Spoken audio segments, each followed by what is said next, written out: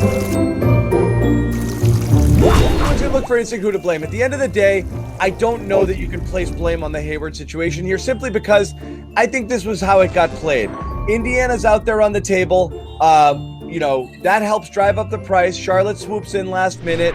Jordan's like, all right, if it's going to take this to get it done, that's what it's going to take. And he does it and he's gone. You're left holding the bag on a few unfortunate situations here, and you wonder what he could have done potentially to stave it off in advance. The answer is, I don't know. I don't know if anything. That's the thing. It just is the reality. The reality, and that's what everybody's mad about, is that it sucks. Yeah. Okay. So naturally, when something happens, you'll want to turn around and blame people. It's going to make you feel better. I don't know. When we unpack it over days in the playoffs, when Marcus Smart is yelling at his teammates, and it just. He's got to get. We've all been in the back where they've had player meetings. Nick. Huh? It's an embarrassment when you're yelling at your teammates. No. The way that went out to the media, that they allowed that to get out to the media was embarrassing. Nick, I don't care how it gets out. Teams are going to have that kind of stuff. And it's not say everything is going to be behind closed doors. It's not. But Max, he walked out in the hall and told Gary Washburn. I don't care if he walked out and pulled his damn pants down. Manscaper. Happen when you play with a team and you get emotional.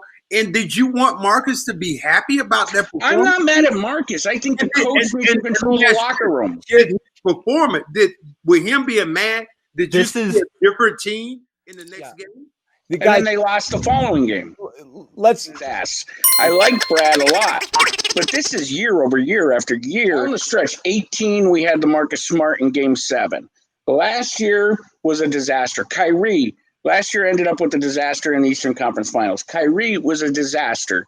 So, I mean, I like Brad. I think he's brilliant, but there's got to be a point where we say maybe if the one guy who was supposedly like a little brother to him wanted to leave, I don't know. When Marcus Smart is yelling at his teammates, and it just he's got to get. We've all been in the back where they've had player meetings. Nick. Huh? It's an embarrassment when you're yelling at your teammates. No. The way that went out to the media, that they allowed that to get out to the media was embarrassing. Nick, I don't care how it gets out. Teams are going to have that kind of stuff. And it's not say everything is going to be behind closed doors. It's not. But Max, he walked out in the hall and told Gary Washburn. I don't care if he walked out and pulled his damn pants down. Manscaper. Happen when you play with a team and you get emotional. And did you want Marcus to be happy about that performance? I'm not mad at Marcus. I think the coach needs to control the locker room. His performance, with him being mad, did you see a different team in the next game? And then they lost the following game. He's got dates. He's got ladies.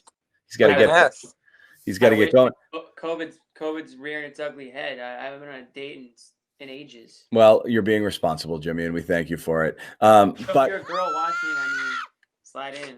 That's not what we do. This might be true, is because it actually hurts Danny's case to find out, that if this would be true, that they were about to offer $100 million and the Pacers were too, is way higher than we thought and not too far off from the 120 he got from Charlotte. It feels like Danny kind of held his cards a little bit too long and Charlotte swooped in. It's possible Gordon always was going to wait and see, but the reason I don't believe it is that 2-day extension never would have been granted. And it appears that the reason behind not doing this is Danny didn't like Miles Turner. So we're back to the is something better than nothing debate here.